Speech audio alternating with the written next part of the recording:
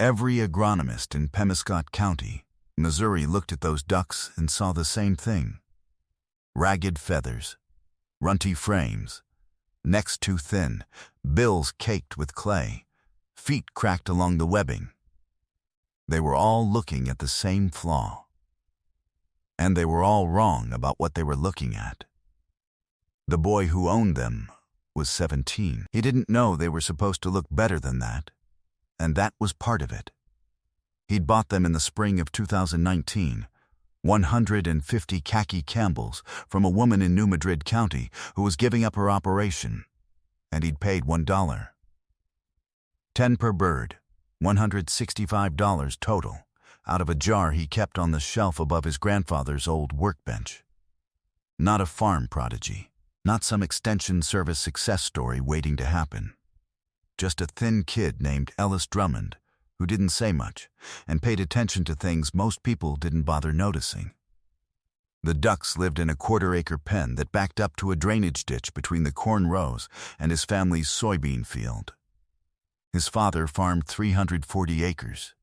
His uncle farmed 280. Between the two of them, they were losing somewhere between $4,800 and $6,500 worth of crop damage every year to slug pressure.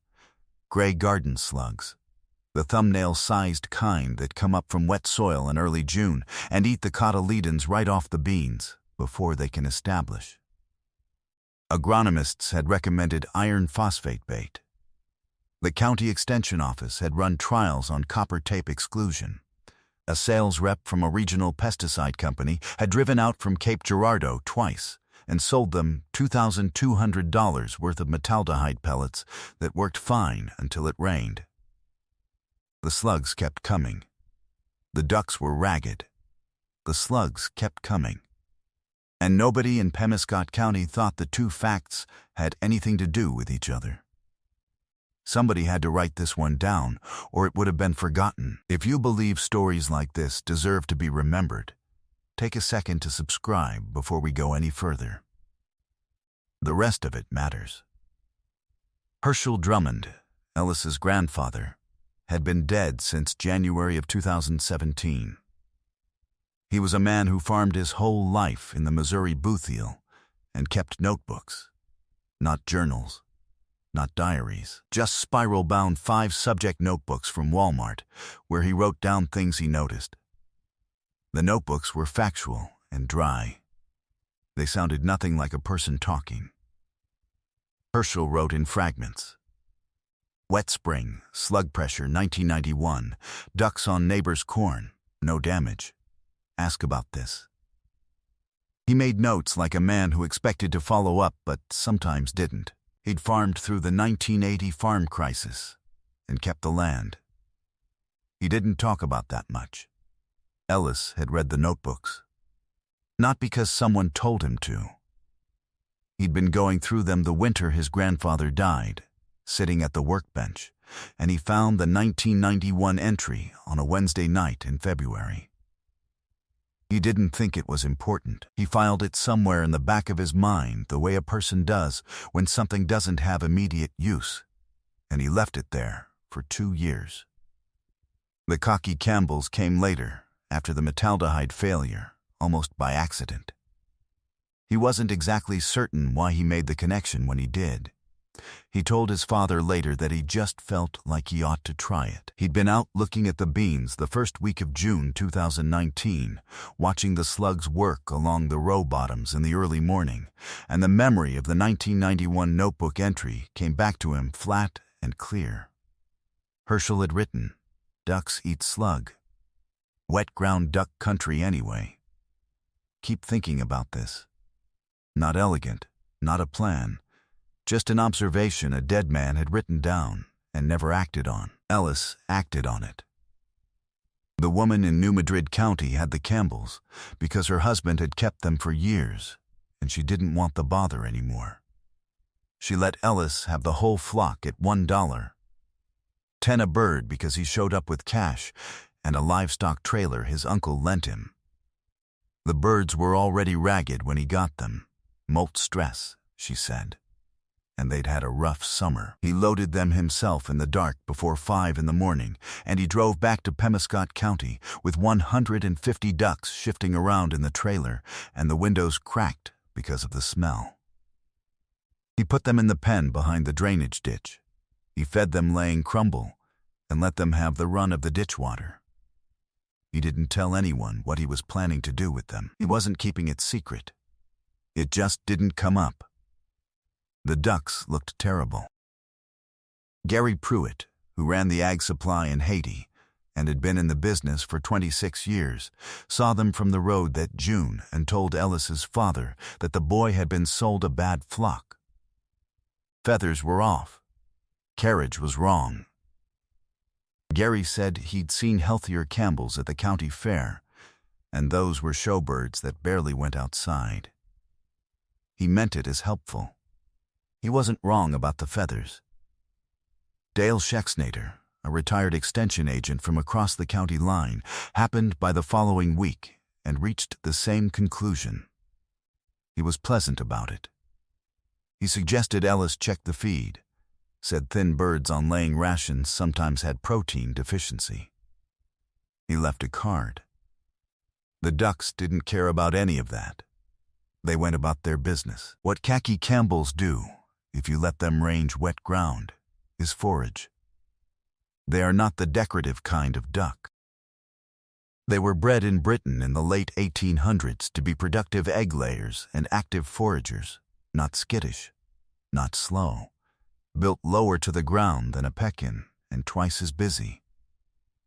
One adult Campbell, ranging open ground, will eat between 50 and 150 slugs a day, depending on slug density. Ellis didn't know that number precisely when he started. He learned it afterward, reading, the way he'd learned most things. On the 3rd of June, he moved the fence panels.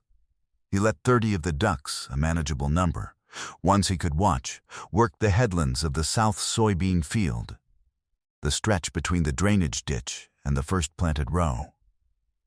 He stood back and watched. They found the slugs in 11 minutes, maybe less. He wasn't timing it, but he'd looked at his watch when they entered the field, and he looked again when he saw the first birds working the row bases with their bills, quick and methodical, the way a duck works wet ground when it's found something. 11 minutes, give or take. He watched for 2 hours. He went back inside and didn't say anything to his father. The next morning he checked the headland. He counted 6 slugs in a 20-foot stretch. The previous week he'd counted 44 in the same stretch. He didn't think that was a conclusion yet. He was careful about conclusions. He went back the following morning. 4 slugs, 3 the day after. He had a spiral notebook by then, his own, not his grandfather's, and he was writing the counts down. Within 8 days, the headland slug count along the south field had dropped from 44 per 20-foot stretch to 2. The soybean cotyledons that had been disappearing in the night were still there in the morning, pale green and standing. No slime trails, no chewed edges. Just intact seedlings in June light. He rotated the ducks. That was the piece nobody mentioned when they told the story later, because it sounded simple, but it wasn't. You couldn't leave 150 ducks on one strip of beans indefinitely. They'd eat the beans themselves, and they'd compact the soil along the row base. You had to move them. Ellis worked out a rotation using the portable fencing panels his father had used for hogs, moving the ducks in groups of 40 to 50, leapfrogging them ahead of the heaviest slug pressure, keeping them off any strip for more than 3 days.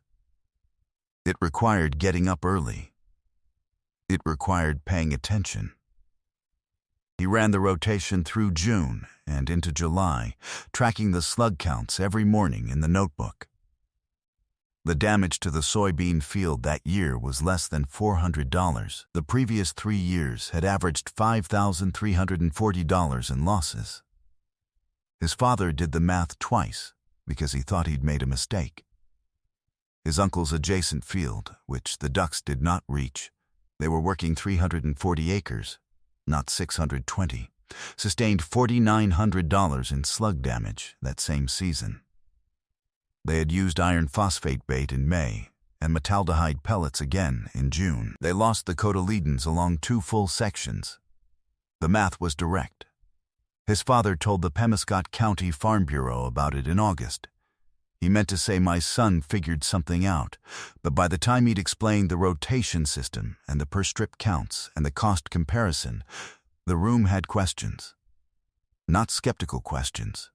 Real questions. The kind you ask when you want to know how to do something, not whether it can be done. Gary Pruitt at the Ag Supply heard about it in September. He was the one who had noted the ragged feathers in June. He drove out and looked at the flock himself and asked Ellis to walk him through the rotation. Ellis walked him through it. He did not say anything about Gary's feather comment in June, not because he was being polite. He just didn't think it was relevant. The duck's feathers had improved, in any case. Molting season was over by August, and a Campbell that's foraging well shows it in the plumage. They weren't showbirds. They were never going to be showbirds. But they looked better. Herschel Drummond, if he had lived to see it, would not have said anything dramatic. That much seems clear from the notebooks. He would have looked at the field and the count data and maybe written something down in that factual, detached way he had. Probably something like slug damage, 2019, Pemiscot. Ducks worked. Ask Ellis about the rotation. He would not have needed to say more. The land said the rest. Ellis is 23 now. He runs a small consulting side operation out of the same shop where the workbench used to be, advising row crop operations in the Boothiel on integrated biological control, ducks for slugs, cover crop timing, drainage management. He kept farming with his father. He still keeps notebooks. He learned that from the only teacher he'd never been able to ask a question. Not remarkable in most ways, not loud. Just steady, careful, and quiet, the way a person gets when they've learned the value of paying attention to things other people walk right past. The slugs come back every spring. They always do. But they don't stay.